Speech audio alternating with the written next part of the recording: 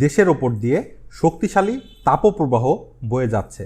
বিশেষ করে খুলনা, রাজশাহী, ঢাকা ও বরিশাল বিভাগে তাপপ্রবাহের তীব্রতা বেশি। ধারণা করা হচ্ছে আগামী 13 মে থেকে তাপপ্রবাহের শক্তি কমতে শুরু করবে ও 15 মে চলমান তাপপ্রবাহ পুরোপুরি শক্তি হারাবে।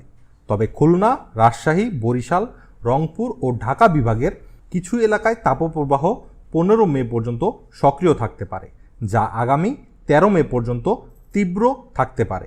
চলমান তাপপ্রবাহের ফলে আজ থেকে 12 মে পর্যন্ত সর্বোচ্চ তাপমাত্রা রেকর্ড করা হতে পারে, এমনটি জানিয়েছে Bangladesh weather observation team BWOT।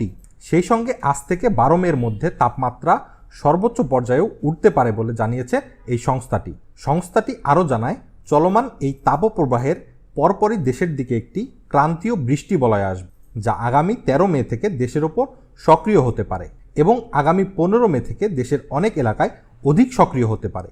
এই বৃষ্টি বলয়ের জন্য তাপপ্রবাহ কমে যাবে। এই বৃষ্টি বলয়টি একটি শক্তিশালী ও তীব্র বজ্রপাতযুক্ত বৃষ্টি বলয়, যা সবচেয়ে বেশি সক্রিয় থাকতে পারে সিলেট ও ময়মনসিংহ বিভাগে, আর সবচেয়ে কম সক্রিয় থাকবে খুলনা, রাজশাহী ও চট্টগ্রাম বিভাগে। বৃষ্টি বলয়টি 13 মে থেকে 20 মে পর্যন্ত সক্রিয় থাকতে পারে। এই বৃষ্টি বলয়ের পর তীব্র তাপপ্রবাহ আসার সম্ভাবনা রয়েছে।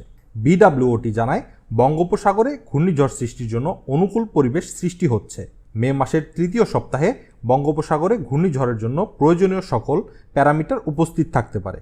এতে করে আগামী 16 মে থেকে 18 মের মধ্যে বঙ্গোপসাগরে একটি ঘূর্ণন সৃষ্টি হতে পারে, যা ক্রমান্বয়ে ঘনীভূত হয়ে পরবর্তী 4-5 দিনে পর্যায়ক্রমে লঘুচাপ, সুস্পষ্ট লঘুচাপ, নিম্নচাপ, গভীর নিম্নচাপ ও ঘূর্ণিঝড়ে পরিণত হতে পারে। সুতরাং মে মাসের তৃতীয় সপ্তাহে গভীর সাগরে বিচরণের ক্ষেত্রে সতর্কতা অবলম্বন করতে হবে এবং এ সময়ে আবহাওয়া অফিসের সাথে নিয়মিত যোগাযোগ রাখার পরামর্শ দিয়েছে সংস্থাটি। রিপোর্টার্স 24, ঢাকা।